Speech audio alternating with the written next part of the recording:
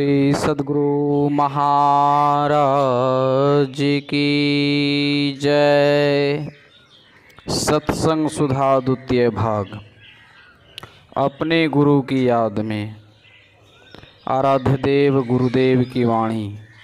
संत सद्गुरु महर्षि में ही परमहंस जी महाराज का प्रवचन। बंदो गुरु पद कंज, कृपा सिंधु नर रूप हरि। महामोह तम पुंज, जासु वचन रवि कर निकर। मेरे पूज्य संतजन तथा सब भाइयों बहनों, आज बड़ी खुशी का दिन है कि हम सब लोग एकत्र होकर सत्संग करने आए हैं। और इसीलिए कि आज सत्संग करके गुरु महाराज के उपदेशों को याद करेंगे। संत गुरु महाराज ने बहुत दिनों तक यहाँ रहकर उपदेश किया है। वे बड़े त्यागी थे, आत्मवत् सर्वभूतेषु जानते थे। उन्होंने कोई सत्संग आश्रम या कुटी नहीं बनाई। जहाँ गए सत्संग किया और चलते बने। यह मुरादाबाद का वर्तमान सत्संग मंदिर आप लोगों के लिए ठीक है, क्योंकि सत्संग मंदिर नहीं रहने पर सत्संग का स्थान नहीं होता और न एकत्र होकर सत्संग ही हो सकता है। किंतु बाबा साहब तो स्वयं सत्संग आश्रम थे।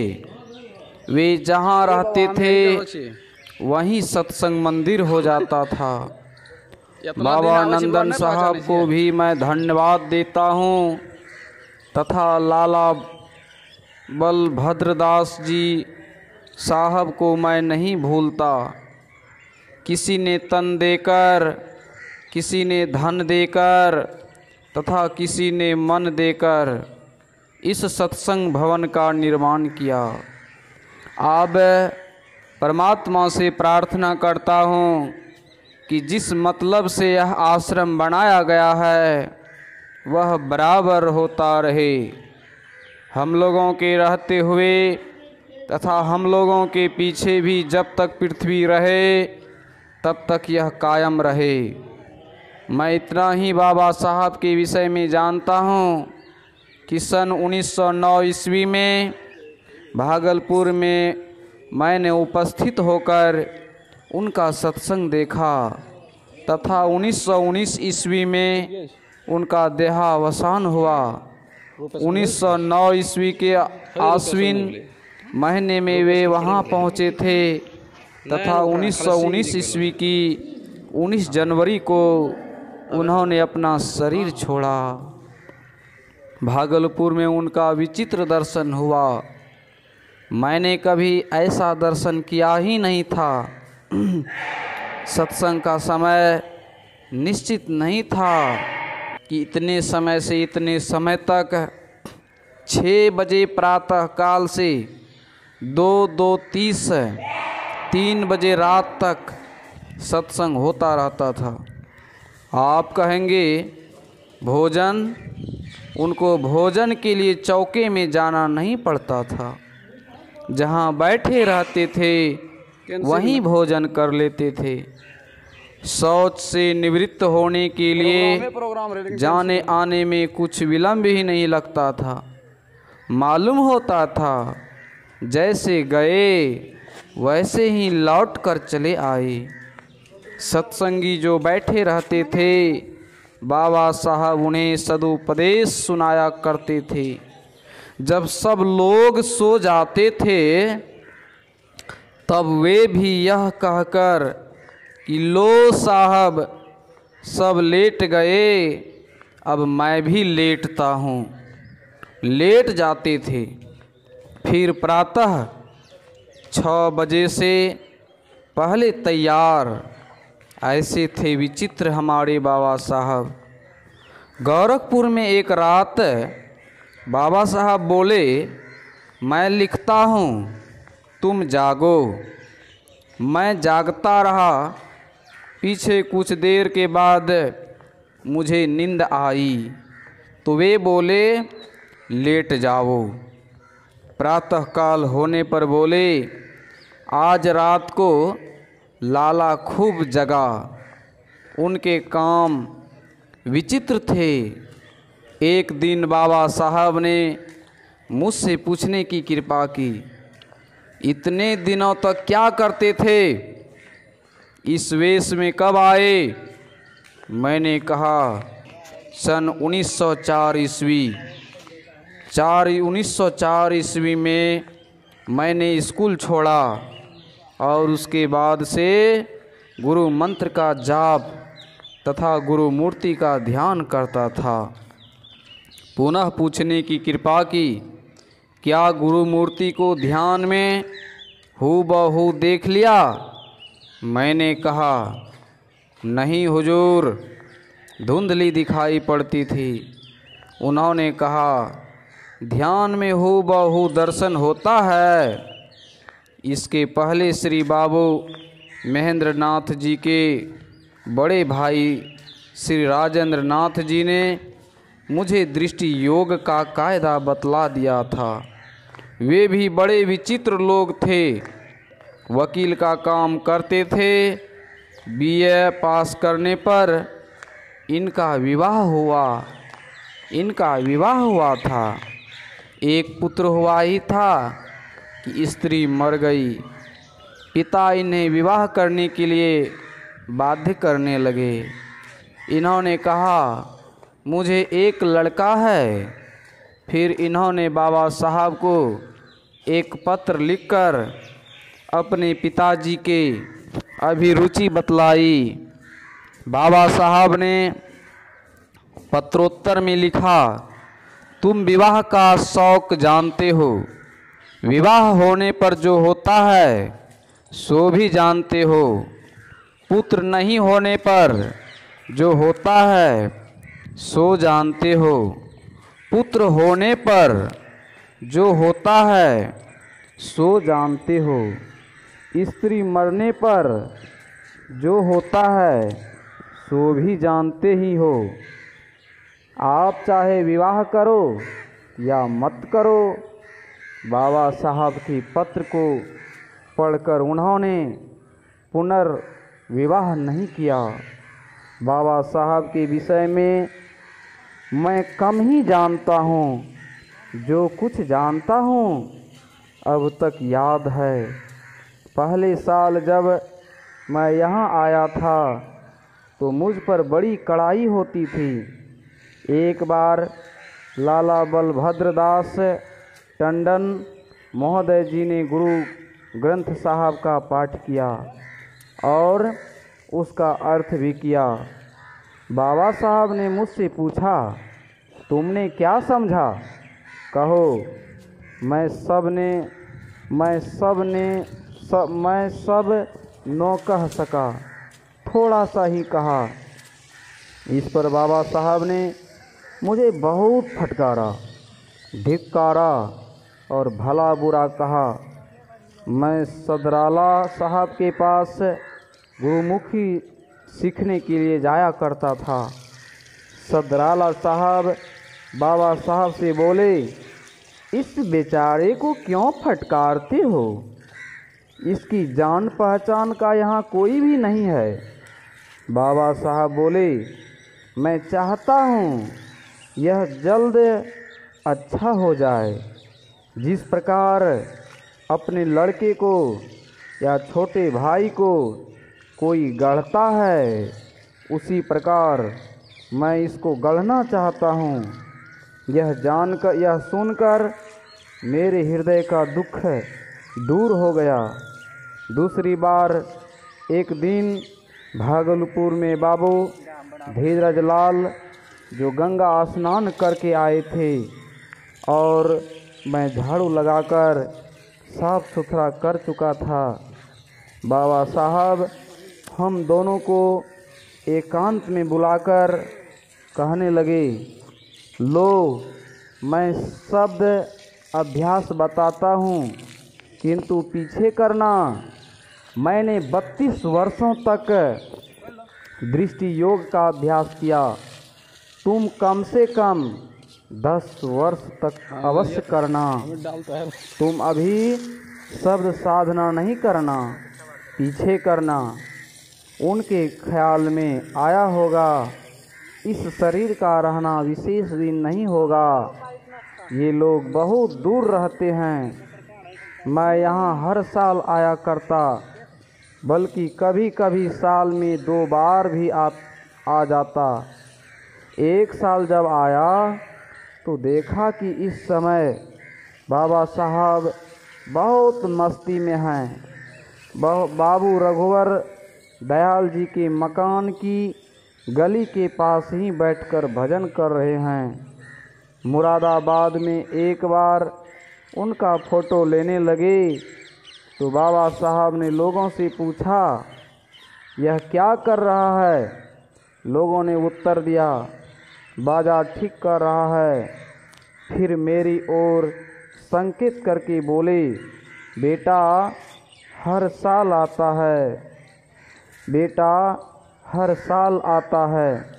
बाबा साहब कहते थे, निर्मल चेतन के अपार सिंधु को कुल मालिक कहते हैं।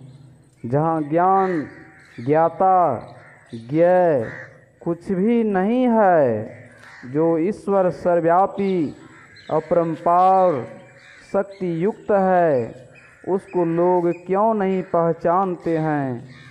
जैसे लाह से लपेटी हुई लकड़ी लाह से आवरणित है, उसी प्रकार जीव माया से आवरणित है।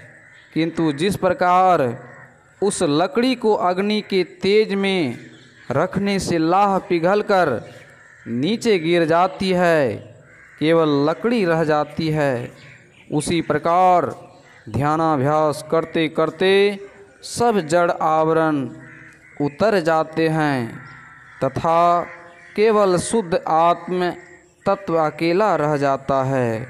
और इसी अवस्था में रहकर ही परमात्मा को प्राप्त करता है। जब परमात्मा को अपरंपार मानते हैं तब सब उसी के अंदर आ जाता है। हमन है इश्क मस्ताना, हमन को होशियारी क्या, रहे आज़ाद या जग से, हमन दुनिया से यारी क्या। जो बिछुड़े हैं प्यारे से, भटकते दर बदर फिरते, हमारा यार हमें हमन को इंतजारी क्या। मठाकाश कहीं महदाकाश से बिछुड़ गया है, ऐसा नहीं, लेकिन मठाकाश पर अज्ञानता का आवरण छाया हुआ है, इसीलिए वह किसी तरह महदाकाश को पहचान नहीं सकता। हम लोग जानते हैं कि परमात्मा हमारे अंदर में है, फिर भी पहचान नहीं सकते। पानी बीच मीन प्यासी की तरह क्यों, अविवेक अज्ञान के कारण, अज्ञान अविवेक क्यों, माइक आवरण के अंदर रहने से। अपना निवास इस शरीर में है तथा माइक आवरण से ढके हैं, इसीलिए प्रत्यक्ष ज्ञान नहीं होता।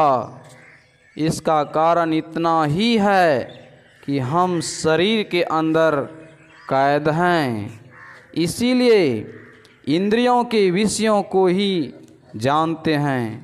चाहे बाहर भीतर की कोई भी इंद्रिय हो, वह विषय को ही जानेगी।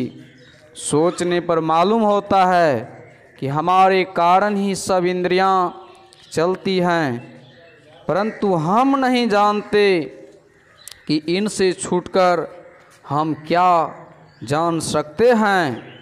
सद्गुरु इसी की युक्ति बताते हैं कि सब इंद्रियों से छूटकर अकेले कैसे रहोगे।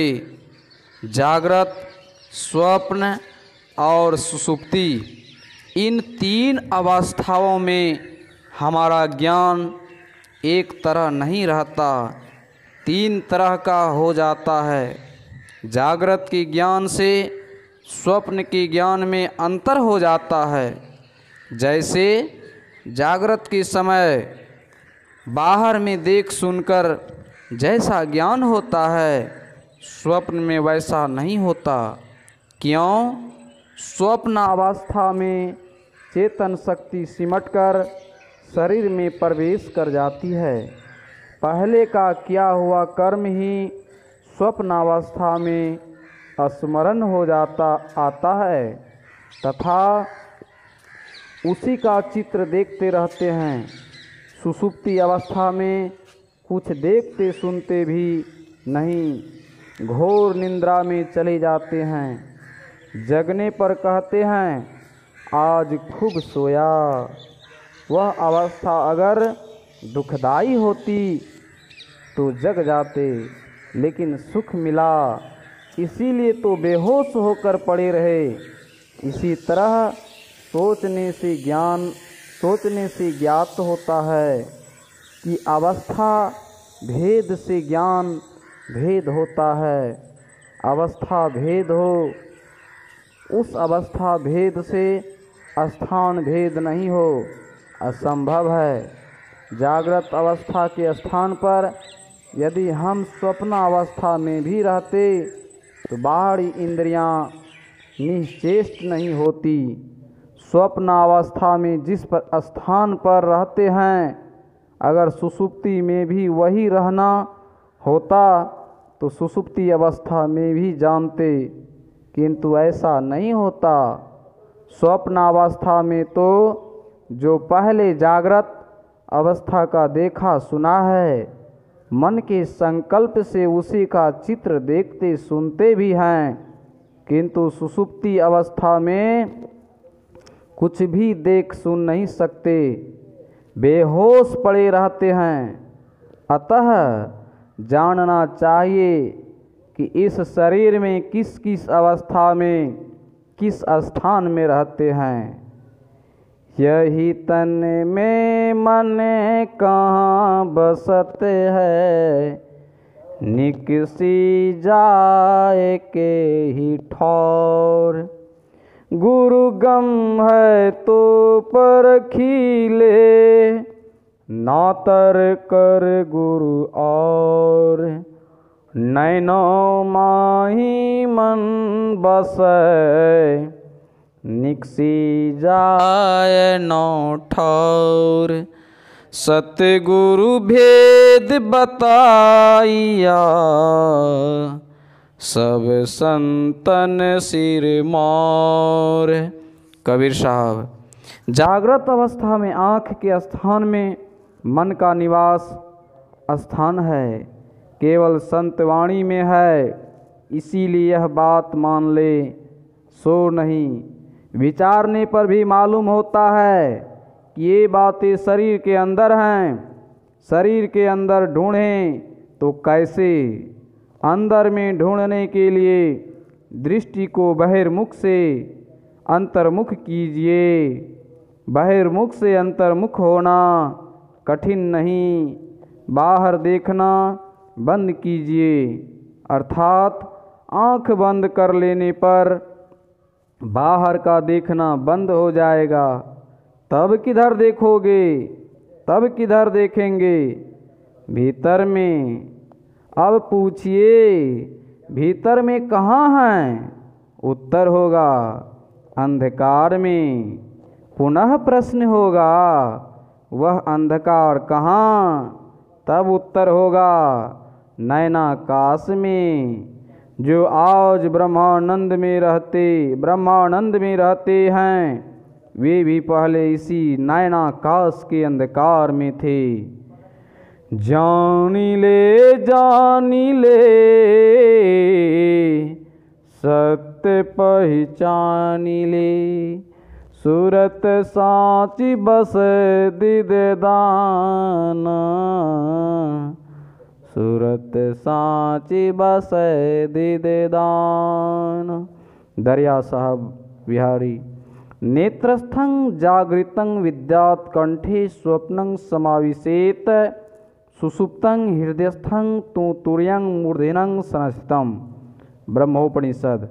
अर्थात जीव का निवास जागृत में, नेत्र में, स्वप्न में, कंठ में, सुषुप्ति में, हृदय में और तुर्यावस्था में मस्तक में होता है। आप कहेंगे स्वप्न में, कंठ में निवास कैसे? तो आप विचार कीजिए। आप स्वप्न अवस्था में भी कभी कभी कुछ बोल उठते हैं। बोलते क्या हैं? स्वर और व्यंजन। बिना स्वर के व्यंजन बोला नहीं जा सकता। कंठ में 16 दल कमल मानते हैं। ओ, आ, अंग, अह तक ये 16 स्वर वहाँ रहते हैं। कंठ को विशुद्ध चक्र भी कहा है। इससे जाना जाता है कि स्वप्नावस्था में विशुद्ध चक्र में अर्थात कंठ के स्थान में निवास है।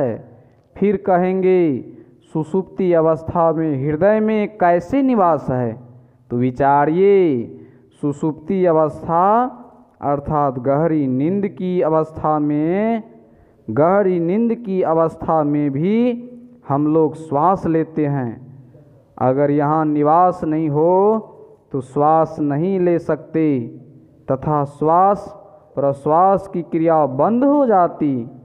श्वास प्रश्वास की क्रिया बंद होने पर शरीर का त्याग हो जाता। अतः सुषुप्ति अवस्था में हृदय में वासा है।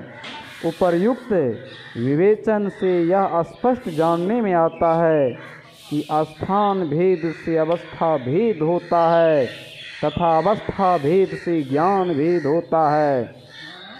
हमको जिसको हम सत्य कहकर जानते हैं उसका अपरोक्ष ज्ञान क्यों नहीं होता है?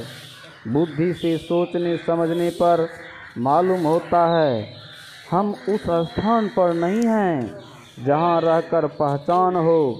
इसीलिए उस स्थान पर चलें जहाँ पहुंचकर पहचान हो। जिस स्थान पर हैं उससे आगे बढ़ें।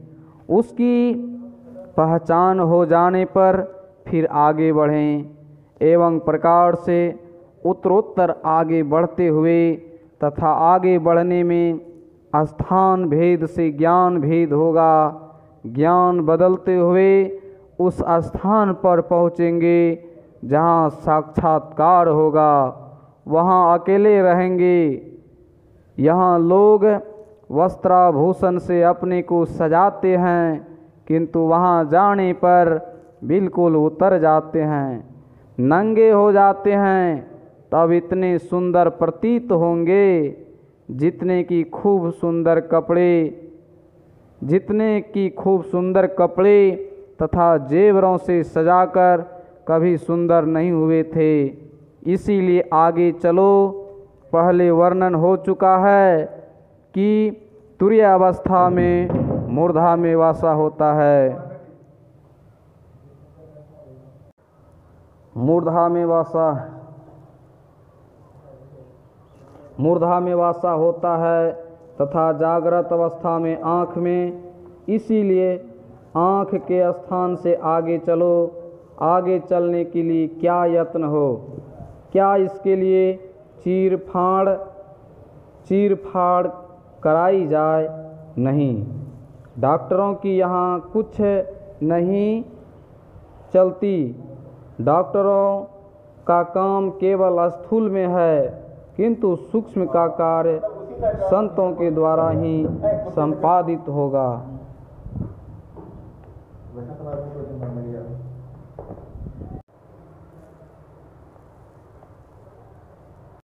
गुरु महाराज बहुत दर्जों में नहीं बांटते थे। वे समझाने के लिए कहते थे मांस, हाड़, खून, चाम सबको हटाकर देखो क्या है, अंधकार है।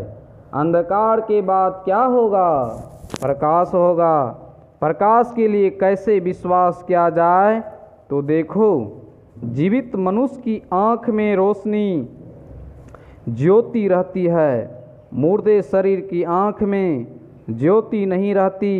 फिर ज्योति या प्रकाश के बाद क्या होगा? क्या होगा? शब्द होगा। तुम्हारे अंदर शब्द होता रहता है, शब्द के परे निःशब्द बचेगा, जिसे शब्द नहीं कह सकते। तो इस प्रकार के 4 दर्जे कहकर बताते थे, अंधकार, प्रकाश, शब्द और निःशब्द।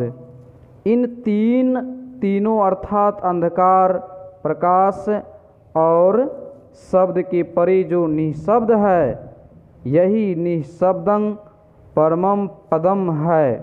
मैंने कभी बाबा साहब से कुछ नहीं पूछा, वे जो कहते थे मैं सुनता रहता था। अंधकार, प्रकाश, शब्द और निःशब्द, इन्हीं 4 दर्जों का वर्णन सब संतों ने किया है। निःशब्द ही अनाम है, इसके बाद और क्या कहा जा सकता है?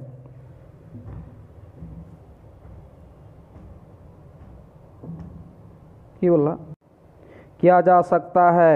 इसको प्राप्त करना है, इसकी प्राप्ति के लिए कहाँ से चलना होगा तथा कब चलना होगा?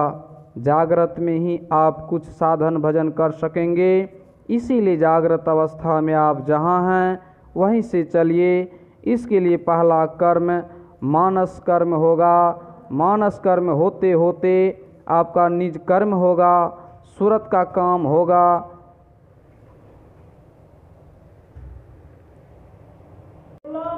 तब आपका जो लक्ष्य था उसे प्राप्त करेंगे।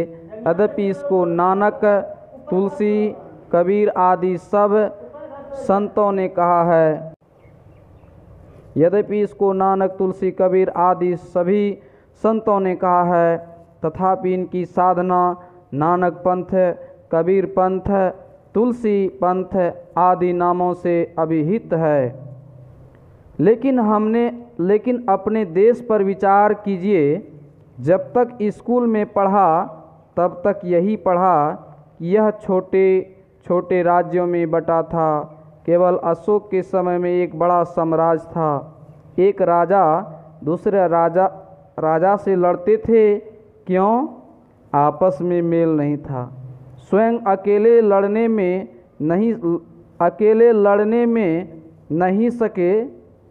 में नहीं सके तो दूसरों की सहायता के लिए बुलवाया। और फिर क्या हुआ? जो मदद करने के लिए आए, पीछे वही हमको परास्त कर हम पर चढ़ बैठे। यह तो हुई राजनीतिक अवस्था। अब कुछ धार्मिक अवस्था की ओर भी दृष्टिपात कीजिए। धर्म में क्या बात है? हमारा संप्रदाय बड़ा, दूसरे का छोटा। हम पुराने संप्रदाय के और दूसरे नए संप्रदाय व पंथ के इस बड़े छोटे और नए पुराने के फेर में पड़कर एक दूसरे से लड़ते झगड़ते हैं। वाक्य युद्ध से फैसला नहीं होने पर चूंटे और तलवार भी चल जाते हैं। इन सब बातों के लिए संतों ने कहा, तुम सब एक हो। वैदिक धर्मी और मुसलमान को एक बनाने के लिए कबीर साहब ने बहुत कोशिश की तथा बाबा नानक ने भी कोशिश की। इन लोगों ने कभी अपने अपने नाम पर पंथ नहीं चलाया। उनके शिष्य ने अपने अपने गुरु के नाम पर पंथ बनाया। तुलसी साहब ने तो मोरे इष्ट संत श्रुति सारा सतगुरु संत परम पद पाड़ा ही कहा। उन्होंने साक्षी के रूप में कितने संतों का शब्द दिया। ताते तुलसी पंथ न किन्हा, ऐसा कहा। गुरु महाराज कहते थे, किसी से ऊंच नीच के भाव से अथवा सांप्रदायिकता के भाव से विरोध मत करो। अंतर्मार्गी को तो वे अपना हृदय ही मानते थे तथा बहिर्मुखी भक्ति करने वाले के लिए भी कहते थे कि वे भी अच्छे हैं, कभी न कभी उन्हें भी अंदर आना पड़ेगा। मुझे विश्वास है, क्योंकि मैंने भी बाहर में पूजते पूजते भीतर में प्रवेश किया। सब मिलजुल कर रहें, असली चीज़ भजन को, सिद्धांत को तथा परहेज को जाने। भजन करने के लिए संयम को जाने, बिना संयम से भजन नहीं होता। झूठ, चोरी, व्यभिचार, नशा तथा हिंसा, इन पांचों पापों से बचना संयम है। संयम यह न विषय का आशा, केवल कोई आशा करे कि ऊपर चढ़े किंतु संयम का ख्याल नहीं करे तो किसी भी तरह वह ऊपर नहीं उठ सकता। 1 लाख अर्थात शीलता से हीन कभी तरक्की नहीं कर सकता। कोई संत नहीं कहते कि 5 पापों से किसी एक को रहने दो, 5 पापों में से किसी एक को रहने दो। सबके सब 5 पापों को छोड़ने के लिए ही कहते हैं। सब संतों का एक ही सिद्धांत है कि अंतर में प्रवेश करो तथा इसके लिए संयम करो। आपस में राग द्वेष नहीं रखो। किसी को तुच्छ तथा किसी को विशेष कहना ठीक नहीं। हम लोग शांतिपूर्वक रहकर ही भजन कर सकते हैं, इसीलिए किसी से सांप्रदायिकता की झंझट नहीं रखें। बाबा साहब की कोशिश थी कि सांप्रदायिकता मिटे। मेरी भी यही कोशिश है। बोलिए प्रेम से श्री सद्गुरु महाराज की जय। संत सद्गुरु महर्षि में ही परमहंस जी महाराज का यह प्रवचन महर्षि में ही आश्रम कुप्पा घाट भागलपुर पूज्य स्वामी केदारनाथ जी महाराज के शिष्य ब्रह्मचारी कुंदन।